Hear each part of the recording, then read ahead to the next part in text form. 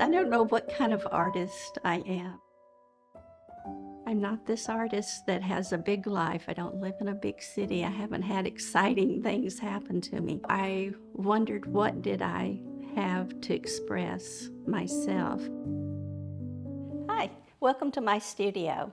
I've just been looking at this painting I finished, and I'm trying to decide if I am done. And I think so. I'm ready for the final varnish. I think I want to express feelings that affect me personally. I don't have it here, but I have a painting that after Texas passed the vigilante abortion law, I felt compelled to express my feelings about it in a painting. And I had decided at that time that I would not sell that painting because it was very, very much what I felt. And eventually, I guess after about a year, I decided, well, I think I will put it up, and I want to find someone that really does have the same feeling. And weirdly enough, it immediately made a connection with someone else. And that's what I'm looking for, is that connection, that people feel the same thing that I'm feeling. I was older, probably in my 40s, and my kids were getting older, and I wanted a chance to be creative. So the art center where I lived at the time, they had an artist coming to do a workshop for a week, and I bought paints and brushes and showed up expecting them to teach me how to paint. I'm still trying to learn. It seems to be a lifelong learning process. I think I would have loved it early on, but I think as a person matures, you have a different way of expressing yourself. I think aging is great because you learn different things, you have a different way of looking at life. You have different experiences that you don't have when you're young, and I think that shows up in your art. Do I want to maybe make a turquoise ear over there? So I'll just start tearing it up. Then there became a time that I wanted to make a real change, and I wasn't sure what I wanted to do. I went to museums, and I looked at books, and went to art shows, and I really thought about what did I love, and what did I think about when I went home.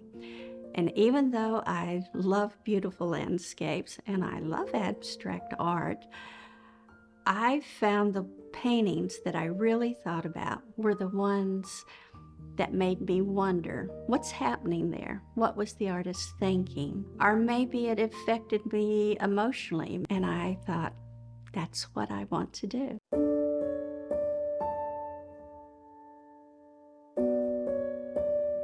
I live in a smaller town, and not as many people drive to a museum somewhere or are exposed to art as much as they can be in other towns or larger cities, I guess. So it's kind of something that people have gotten more used to, abstract art. Art like this is not something they're exposed to all the time. So I think it's just a learning process for someone. I think it can have a very strong impact. I think any type of art can have an impact. It can have an impact on people that have the chance to be creative, starting from childhood, and maybe they became a doctor, lawyer, engineer, whatever, but having that creative outlet gives them a chance to grow. And I think it gives them a chance to see the world a little differently.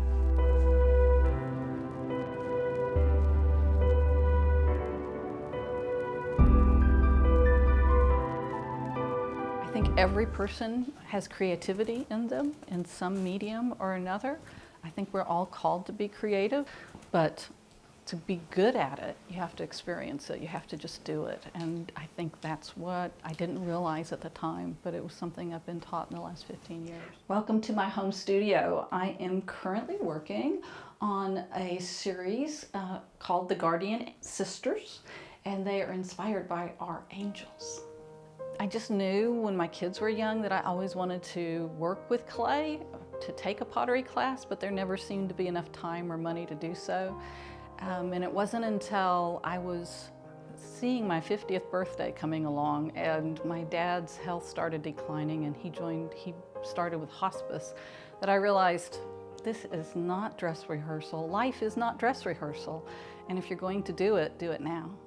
I don't know that I was ready to discover it way more early. I think what worked for me, or one of the other influences for me, was my children started discovering their artistic and their creative ways. There's never too late. It's never too late. For me, art is for every day and for every generation and for every age. I have literally, just this past Christmas, picked up paints and paper and started acrylics just because.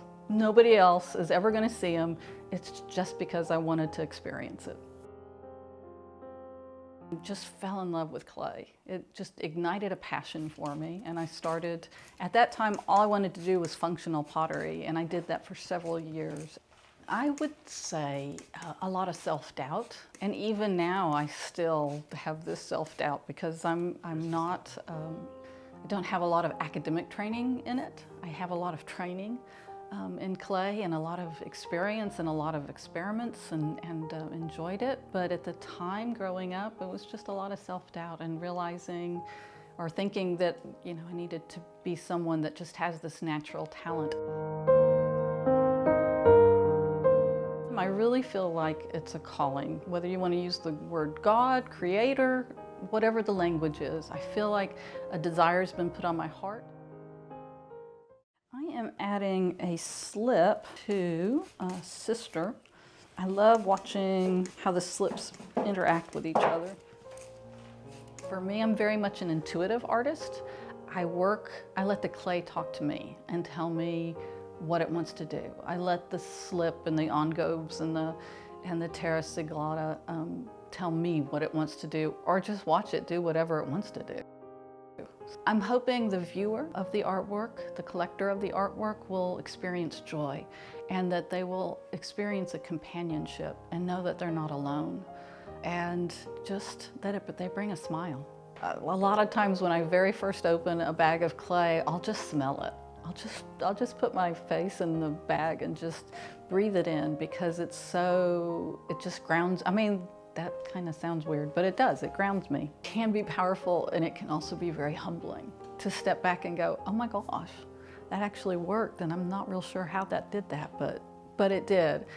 It also works because of the hours and years of putting experience in and working with the clay, with the medium, and then, to learn the basics, and then to let it go and let it tell you what it wants to do.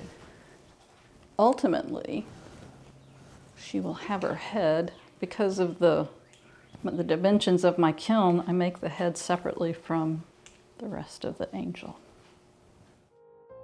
Today, I would easily say I'm as passionate as I was 15 years ago, if not more passionate now, and absolutely love it, and definitely a lot more self-confident after 15 years of working with this medium. Working with this clay has brought me a centeredness, it's brought me self-confidence, it's brought me some amazing friends, some of my best friends ever in my life. I could say that everyone could be an artist. I would even say everyone is an artist, whether or not they know it or not. I think everyone is creative. And to listen to your heart, to listen to what's been placed on your heart, to find the medium that you are called to create with. And sometimes, yes, sure, it might become a business, but more than likely, maybe it just becomes an outlet, a way to center yourself and find joy.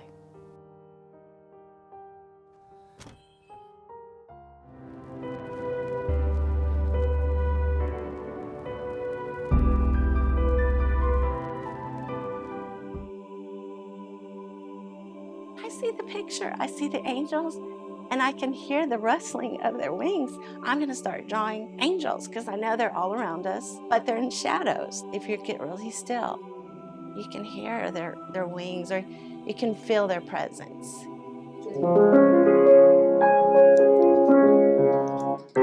Hi, I'm Charlotte Bellany Heater. I'm retired after 30 years of teaching. At this point in my life, I would consider myself more of a musician. Title could be artist, illustrator, writer.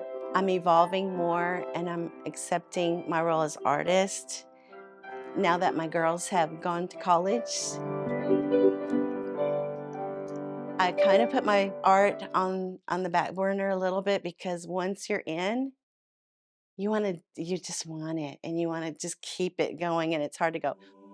I really like that I did that because now that I'm older and our house is really quiet and the girls have gone on to explore their lives, I don't resent that I spent more time painting and doing this than my first passion, which was just having our home.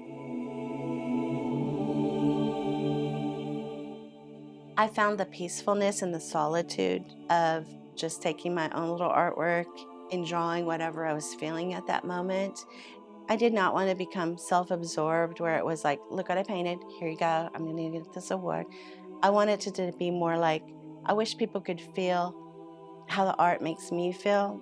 And so when I first started drawing and sketching and painting, it was mostly just for me. And then to help others feel empowered, I started this.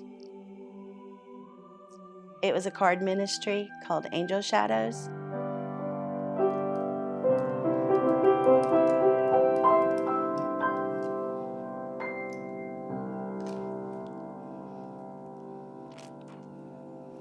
So this piece of artwork, The Last Supper, this inspired that song. And so with me, when someone asks me what kind of artist am I, well, today I might be a musician inspired by the art, and it makes me want to go and compose. And on another, maybe a flip second, I'm playing a song and I can see the pictures, and then I become an artist that is a painter. So I need for everyone to just be in touch with yourself. What makes you feel? What songs make you feel? What people you're around make you feel? What smells generate your senses? I survived breast cancer and I had a double mastectomy. So I started Angel Shadows because while I was in treatment, I made some friends with others and they did not do as well. And then we started hearing about the prevalence of just everything going on. And I thought, you know, those little cards I get every once in a while, that just means so much.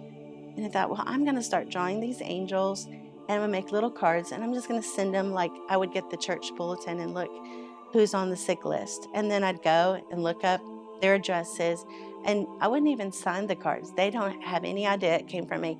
I would sign it Angel Shadows. And so my art really evolved more as it was healing to me, but then I wanted to give a little piece to others. So when they would get those cards, they'd think, I'm not alone. You know, there's these shadows, these angel shadows. What was that sound I heard? Maybe it was my guardian angel just giving me a little extra, you know, inspiration to just get through this and fight it and know that it was going to be okay. It brought such peace to my being about just knowing, wow, art can actually touch people. It's not just the visual, it's the healing, it's the properties of them seeing it in a different way. You could have 20 people look at the same painting and one can see peace and one can see happiness, one can see hope. But I know in my heart that when I do my art, I'm painting it for me at first, and then I'm looking at it thinking, what will others see and how will they interpret it? And it's almost like being one of the disciples. I don't have to go from door to door. Maybe my paintings have been passed around or been at garage sales.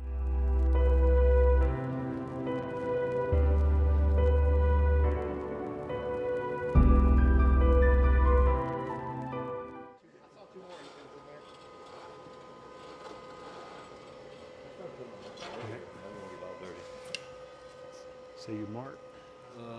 Here?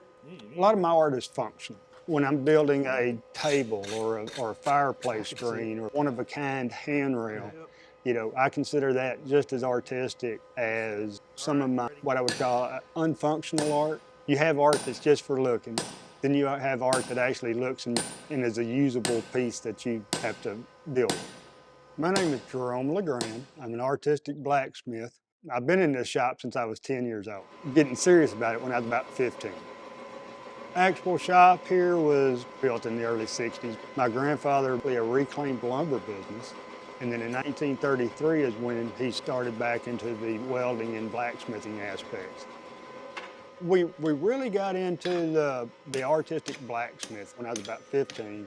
I was heavily influenced by a lot of the old style work that I've seen over the years, and we got into doing restoration, which really helped nurture the love of blacksmithing and really get you interested.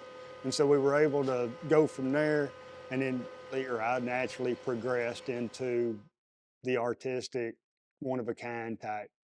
What really got me more into the art aspect of it is teaching classes. My students are more art. It's really stretched me as a blacksmith to get into the art part of it. Sure, at this time I'd like to introduce Dennis Wicker and Jared Horton. I think, go ahead and introduce yourselves. I'm Dennis. I'm Jared Horton. His dad hired me in when I was like 17 or 18 years old. And I guess I was a student about 12 years ago. That's when I started, somewhere around there. Probably about 12 years. Jared pushes me more into the Southwestern art, more of the, I'm gonna say non-functional artistic part of it. That's where me and Dennis work a whole lot more together on the handrails, gates, and fireplaces and stuff. He pushes me a lot as far, because he comes up with some of the most off-the-wall designs and says, hey, let's make a pair of boots. Sounds easy. And then Dennis, he's been in it so long now that, you know, I can turn, I say, well, here's a rough draft, or here's an idea of what we want, you know, and I can just turn him loose. We know each other well enough to know what the end result's gonna be. The blacksmithing part, as far as it being functional, I think that there's a lot of cast pieces, a lot of things that are being mass produced to recreate the past functional pieces. And that's why I believe it's probably moving towards the art. We're taking the raw material and shaping it, forming it, stretching it, punching holes it, whatever we need to do to create the actual form that we're trying to. I just, you know, I like the functional part of it. You know, I like doing something that's cool. Yep. You know, and it works. You know, it's something you put on the shelf. You know. But I mean, I do that too. The actual teaching of art is, we can teach them processes. We can teach them how to do, but then each artist is an individual, and the art comes on its own. You can't teach that. Yeah, it's interesting how different the projects are that all the students show up with, because the class it's usually 6 students, and we'll have people from, I just want to learn how to weld, to they'll bring us a picture of, okay, you are not ready to start this project yet. Let's back off and find something that's a little more, you know, to start with, and then we can progress into that. The different aspects of, you know, their mentality, what they want to do, and how they go about doing it. You know, yeah, even after you give them a little shove in the right direction, you know, they go at it their own way. It always turns out good. Yeah. Whenever a student has a question about, well, does this look right? Jerome always says, well, you're the artist, does it look right? You know, they're the artist. It's not up to us what it should or shouldn't look like. It's up to them.